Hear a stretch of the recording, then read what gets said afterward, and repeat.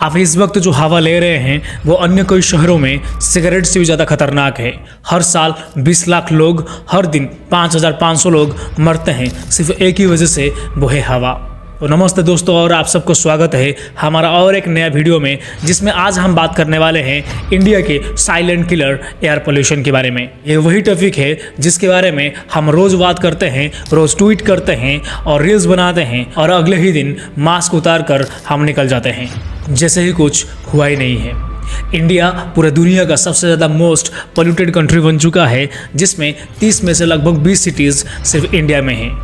AQI की safe limit जहां पर 50 होना चाहिए, वहीं पे हमारा सिटीज़ में 400 से 900 के बीच में है। तो आज इस वीडियो के दौरान हम फैक्ट्स, रियल रीज़न और उसके साथ सच जानने की कोशिश करेंगे, क्योंकि ये सिर्फ हवा नहीं है, ये एक स्लो पॉइजन है।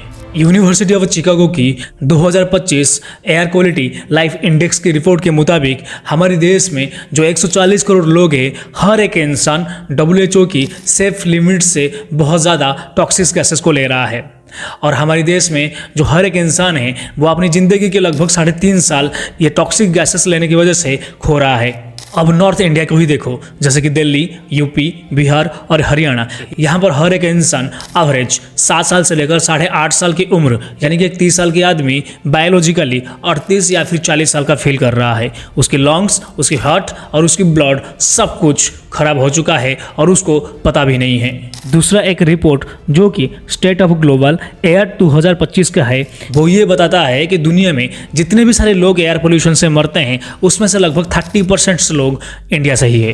1.7 से लेकर 2 मिलियन लोग हर साल मरते हैं, जबकि हर दिन 5,500 लोग। 2025 में जब लाइव डाटा आया, उसमें यह पता चला कि लगभग 255 शहरों में जो WHO की जो सेफ लिमिट है, उससे लगभग 10 से 20 गुना ज़्यादा जो टॉक्सिक गैसेस है वो हवा में है। मेघालय में बायरनहाट एक शहर है, जहां पर जो PM 2.5 था वो 214 माइक्रोग्राम पर क्यूबिक मीटर था। यदि इसे हम लोग सिगरेट के साथ कंपैरिजन करेंगे तो ये लगभग 18 से लेकर 20 सिगरेट के साथ इक्वल होता है। ये जो हवा जो पोल्यूशन है, उसमें सबसे बड़ी जो इम्पोर्टेंट जो चीज़ होता है वो है PM 2.5, और यही चीज़ होता है जो कि आपके शरीर में जाके खराब करता है। चल में चले जानते हैं कि ये PM 2.5 क्या होता है। तो ये जो PM 2.5 होता है, इसका मतलब होता है पार्टिकुलेट मैटर, जो कि 2.5 माइक्रोमीटर का होता है। और ये जो PM 2.5 होता है वो आपकी बाल से, यानी कि एक ही बाल का लगभग 30 गुना ज़्यादा पतला होता है, और ये आपको खाली आंखों से देख भी नहीं सकते हैं। तो ये जो PM 2.5 होता है ये बहुत छोटा होता है, जिसकी वजह से ये आसानी से हमारे शरीर में एंटर कर सकता है, और उसके बाद लंग्स और जो ब्लड है उसमें आसानी से मिल सकता है।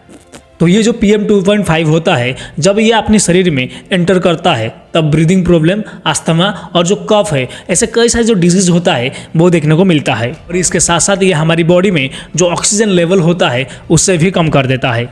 तो स्टडीज से ये भी पता चला है कि ये जो PM 2.5 होता है वो आपकी ब्रेन में भी असर डालता है, यानी कि मेमोरी प्रॉब्लम, इसके बाद स्ट्रेस और पुअर कंसंट्रेशन होता है। यानी कि यदि कोई छोटा सा बच्चा, यानी कि कोई स्टूडेंट्स यदि PM 2.5 ज़्यादा बॉडी के अंदर ले रहा है, वो पढ़ाई में कमजोर भी हो सकता है।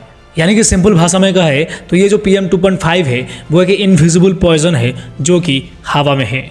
ये जो एयर पोल्यूशन हो रहा है उसके जो खतरनाक इम्पैक्ट्स है, उसे जानने से पहले अब ये जानने की कोशिश करते हैं कि ये जो एयर पोल्यूशन हो रहा है उसकी असली वजह क्या है।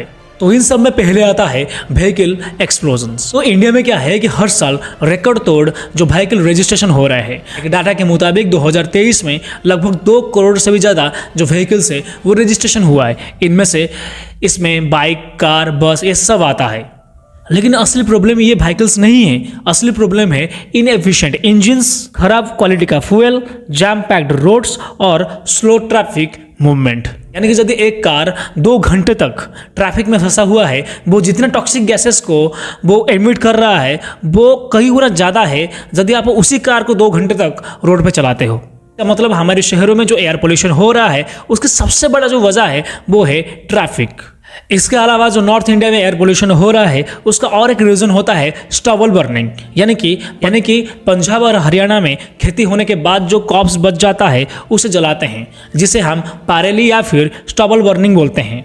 और ये जो स्टबल बर्निंग या फिर पैरेली होता है वो सिर्फ 15 या फिर 20 दिन का रहता है, लेकिन इसी वजह से जो दिल्ली का एयर पोल्यूशन है वो लगभग 60% बढ़ जाता है। क्योंकि विंटर सीजन में क्या होता है कि जो हवा होता है वो पंजाब और हरियाणा से वो बहकर दिल्ली की ओर आता है, जिसकी वजह से जो धुआं होता है वो दिल्ली में आकर फंस जाता है। और तीसरी प्रॉब्लम है कंस्ट्रक्शन डस्ट। तो हमारे देश में हर साल फ्लाईओवर, रोड्स, बिल्डिंग, ये सारी चीज़ें बनता है और ये जो कंस्ट्रक्शन साइट्स होता है वहाँ से PM 2.5 और PM 10 जो डस्ट होता है वो पार्टिकल मिलता है और ये जो पार्टिकल्स रहता है वो हमारे शरीर में लंग्स और ब्लड में जाकर जम जाता है। और जैसे कि दिल्ली, नोएडा, पुणे और बेंगलोर ऐसे जो शहर होते हैं वहाँ पर जो एयर पोल्यूशन होता है उनमें 35 to 40% जो एयर पोल्यूशन होता है वो सिर्फ कंस्ट्रक्शन डस्ट से ही होता है। और इसके बाद आता है इंडस्ट्रियल स्मोक, जिसके बारे में हम सब तो जानते हैं। और उसके बाद आता है विंटर इन्वर्सन। और ये विंटर इन्वर्सन क्या होता है, चलिए थोड़ा जानते हैं। तो विंटर सीजन में क्या होता है कि जो जमीन का जो गर्म हवा होता है वो ऊपर नहीं उड़ता है, जिसकी वजह से क्या है कि जो कोल्ड एयर रहता है वो जमीन में निचले स्तर में वो स्टॉक होकर रह जाता है। जब कोई गाड़ी से धुआं निकलता है या फिर कंस्ट्रक्शन साइट का डस्ट रहता है या फिर पैरेली का जो धुआं रहता है वो भी ये हवा ना उठने की वजह से क्या होता है कि ये भी जो निचले स्तर रहता है उसमें जमकर रह जाता है, जिसकी वजह से ये जो पॉल्यूशन होता है वो भी एक रीज़न होता है। और इसके अलावा आप देखे भी होंगे कि आज के टाइम पे 15 साल पुरानी जो डीजल ट्रक है वो भी रोड पर चल रहा है, जो कि एक ट्रक मतलब कि 50 नई जो पेट्रोल कार से उसके बराबर टॉक्सिक गैसेस को छोड़ता है। और इन सब चीज़ों के बाद और एक चीज़ आता है जो कि है सबसे बड़ा हिपोक्रेसी, वो है हम लोग।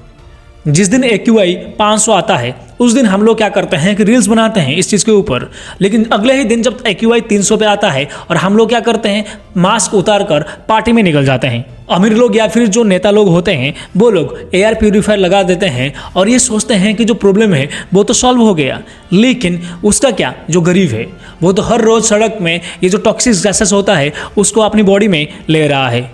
क्योंकि अगर चाइना कर सकता है तो हम क्यों नहीं। उन्होंने फैक्ट्रीज को बंद की, जो 50 साल पुरानी जो गाड़ी थी उसको बैन की और इसके अलावा स्ट्रिक्ट मॉनिटरिंग लगाई और 10 साल के अंदर बेजिंग का AQI 50% तक नीचे गिरा दिया। हमारे पास पैसा है, साइंटिस्ट है, टेक्नोलॉजी है, लेकिन इरादा ही नहीं है। जानने की ये कोशिश करते हैं कि ये जो एयर पोल्यूशन हो रहा है उसे प्रॉब्लम्स क्या हो सकता है। तो ऐसे प्रॉब्लम्स रियल लाइफ में बहुत सारा देखने को मिला है, जिसमें से एक प्रॉब्लम ये है कि भीमलेंदु झा जो कि एक मिडिल क्लास फादर है, वो उनका ये कहना है कि वो तो कोई एक्सपर्ट नहीं है, बट उनकी जो बेटी है उसको वो मरते हुए देख रहे हैं। और उनका ये भी कहना है कि अगर हवा फ्री है तो सांस लेना इतना ज़्यादा प्रिविलेज क्यों है। और इसके अलावा दिल्ली में जो डॉक्टर्स है उनका भी ये कहना है कि उनके पास जो 3 साल के बच्चे आते हैं उनके अंदर कब्ज जैसे बीमारी देखने को मिलता है, जो कि कम्प्लीटली ठीक ना होने वाला एक बीमारी है। और उसके साथ साथ उनकी जो लंग्स है वो भी धीरे धीरे खराब हो रहा है, यानी कि उन्हें इनहेलर के साथ जिंदगी बिताना पड़ सकता है। और यदि हम लोग प्रेग्नेंट वुमेन को कंसिडर करेंगे तो जब वो लोग टॉक्सिक गैसेस के एयर को अपने अंदर लेते हैं तो ये जो एयर रहता है वो ब्लड स्ट्रीम होकर डायरेक्टली जो प्लेसेंटा रहता है उसके अंदर पहुंचता है, जिससे क्या होता है कि जो बेबी उसके अंदर बढ़ रहा है उसके ऊपर इफेक्ट्स पड़ सकता है, जैसे कि low birth weight, premature delivery, baby की जो लॉन्ग ग्रोथ रहता है वो स्लो डाउन हो जाता है और IQ और ब्रेन जो होता है वो डेवलप सही से नहीं हो पाता है। तो दिल्ली में जो एयर पोल्यूशन हो रहा है उस चीज़ को लेकर काफ़ी सारे मेजर इंसिडेंट्स भी पहले देखने को मिल चुका है। तो 2017 में जब दिल्ली में इंडिया और श्रीलंका के बीच में एक टेस्ट मैच चल रहा था तो उस टेस्ट मैच के दौरान कुछ जो श्रीलंका के प्लेयर्स रहते हैं वो लोग वॉमिटिंग करने लग जाते हैं और उन्हें सांस लेने में तकलीफ भी होता है। हमारी जो गवर्नमेंट है वो इस चीज़ को आर्टिफिशियल रेन करके इस चीज़ को रोकना चाहता है, लेकिन ये भी फेल हो गया है, क्योंकि जिस जगह पे जो केमिकल को डाला गया था आर्टिफिशियल रेन होने के लिए उस जगह पर बारिश ना होकर दूसरी जगह पे हो रहा है। दिल्ली के गवर्नमेंट ने लगभग 20 करोड़ रुपया लगाकर एक स्मोक टावर बनाया। एक्सपोर्ट का कहना है कि एक giant room size air purifier है, लेकिन ये कितने एरिया को प्यूरीफाई कर सकता है, पूरे शहर को तो नहीं कर सकता है। अब सवाल ये होता है कि जो हमारे देश की जो एयर पोल्यूशन है वो बहुत ज़्यादा गंदा हो चुका है, लेकिन सवाल यहाँ पर ये आता है कि क्या इसे हम कंट्रोल कर सकते हैं। तो इसका जवाब में हम बोलेंगे कि हाँ, लेकिन तब जब गवर्नमेंट लेवल का एक्शन लिया जा सकता है और हम पर्सनल लेवल में इस चीज़ को कंट्रोल कर सकते हैं। तो यदि हम लोग गवर्नमेंट लेवल का एक्शन को कंसिडर करेंगे तो पहले आता है इलेक्ट्रिक व्हीकल्स को अडॉप्शन करना।